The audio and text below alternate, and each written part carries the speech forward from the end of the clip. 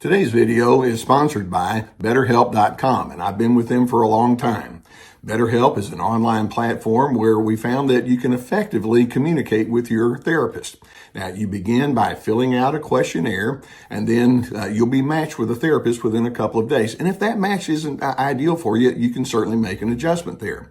Now, you're going to be encouraged to journal, and also they have the availability for group therapy on a wide array of topics, and I really like that. So as the need exists, go ahead and take the necessary steps to get the help that you need. And just know that BetterHelp has a 4.5 rating on Trustpilot, so it indeed is a platform you can trust. There's a link below the video that will take you there.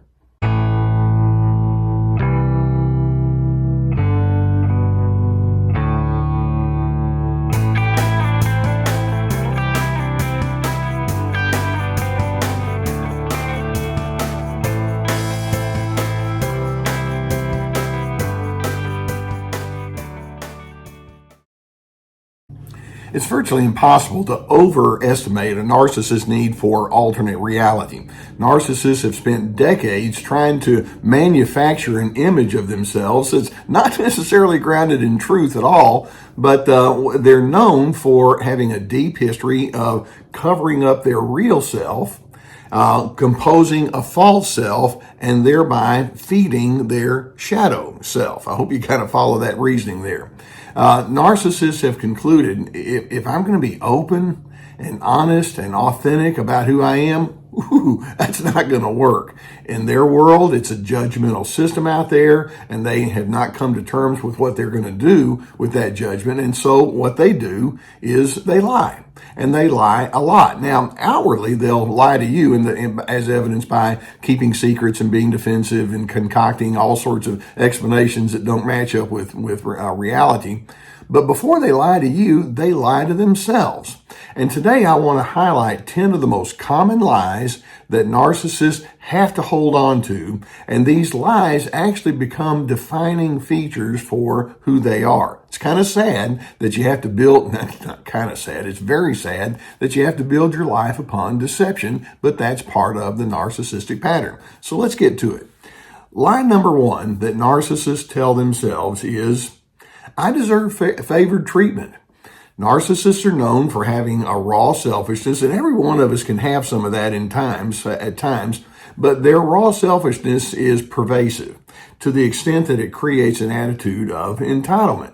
And so they say, I deserve entitled treatment, and that means that they're going to have an ever-present agenda toward you. They're going to make many demands about how you're supposed to treat them, and they're going to have chronic frustration about your lack of compliance.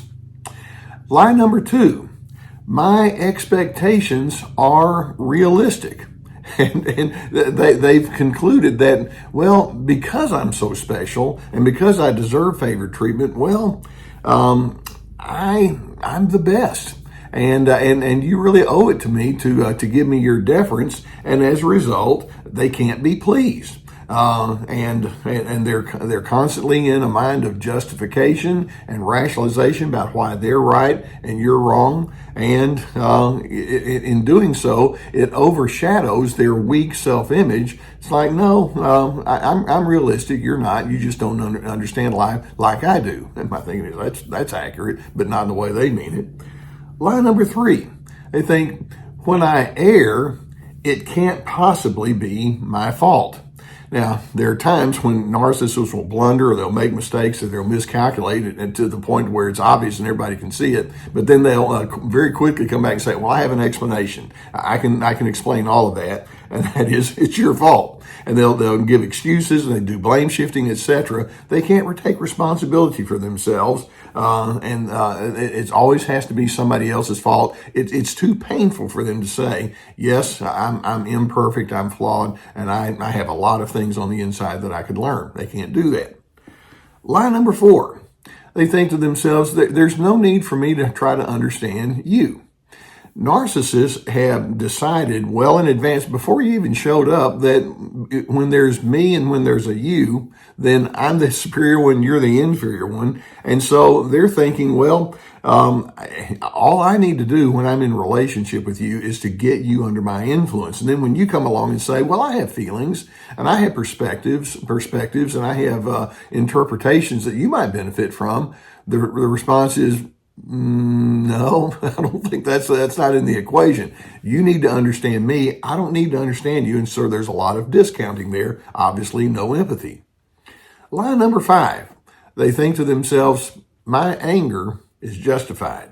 And you can see that in lying to themselves and setting you up to be the one who services them, it's going to create a lot of frustration and friction on the inside of them, and it's going to come out towards you. And in their anger, they're basically saying, you're a nuisance to me. You're hindering my agenda. And no matter how ugly the anger is, no matter how mean they become, you caused it. You deserved it. And if there's a problem that you have with my anger, it's not because of me. It's because you set the whole thing up. That's how they justify things to themselves. Now, line number 6, and this just goes right along with it. They think my opinions should become your truth. And there's no room for any kind of disagreement. And they can be obnoxiously closed-minded. They can be stubbornly forceful in trying to make you think the same ways they do. And so when you come along and say, well, I think differently, or my opinion takes into account these things that you didn't take into account, and rather than thinking, oh, I guess I can learn from you, it's like, no. They shut you down and they try to force feed their opinions upon you. Now, this leads to number 7, and that is your independence equals either rebellion or rejection. You see, they think of themselves as being the ultimate keepers of truth, when in fact they're keepers of the rules, which they get to write and edit as they want to. But they operate on the notion that says, freedom for me, subjugation for you. They like themselves being free, but they don't want you to be free.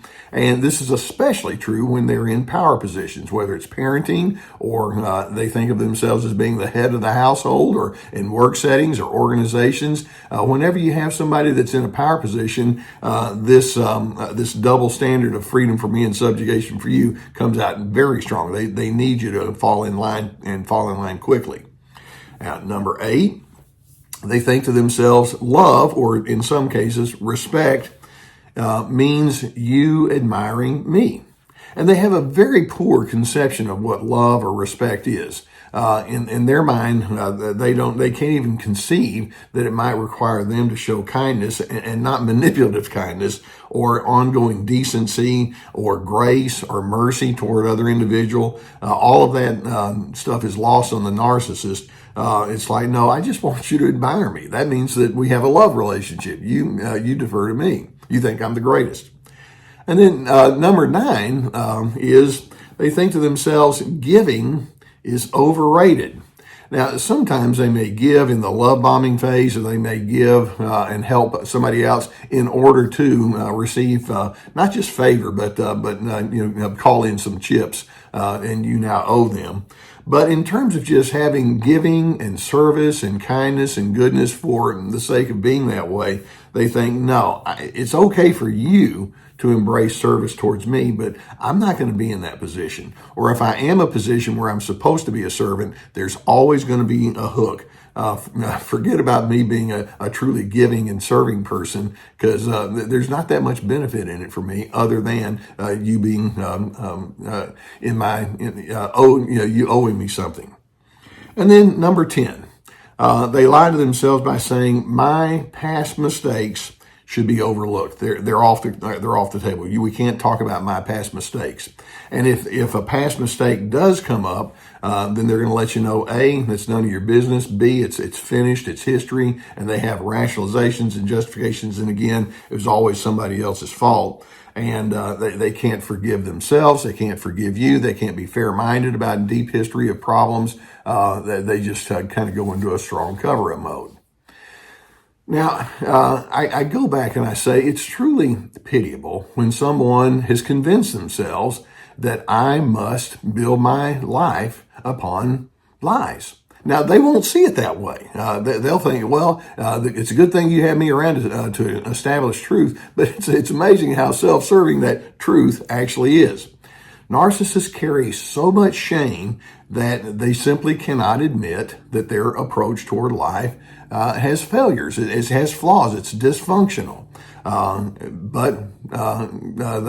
You talk to them about that, it's like, no, good thing you have me around, which is why I say their lies actually define them. And I'm hoping you can see straight through this, because obviously you don't want to get pulled into all the dysfunction with them. Now, this has implications for you. And one is, it's reasonable at times for you to call foul. Let them know, I'm not on the same team as you. I don't believe those things that you believe. And of course, they're going to come at you with all their vitriol. And then another thing we're going to do is we're going to say, factor in their denial, factor in their victim shaming, because they're going to shame you for feeling frustrated about them.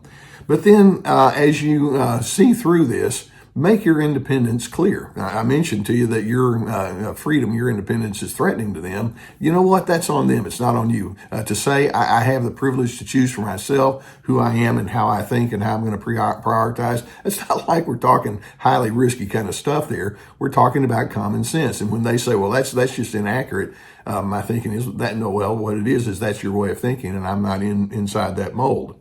And then drop the illusion that you can or should bring them into the light. I mean, wouldn't it be nice if you could sit down and say, hey, there's some things we need to talk about and clarify, and they would say, oh, this is good. I've been looking forward to having this discussion. They're not going to do that. And so drop the illusion that you're going to somehow or another bring them around. And then, unfortunately, you're just going to have to create as much distance as you need to. Sometimes you have to withdraw from the relationship altogether. And if that's not possible, you go as minimalist as you can.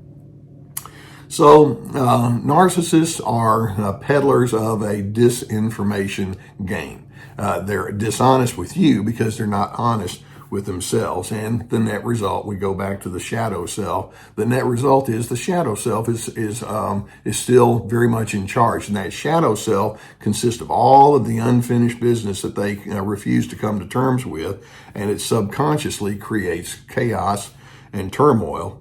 And what that says is there's a whole lot of psychological trash that they're just not coming to terms with, and they're certainly not ridding themselves of that.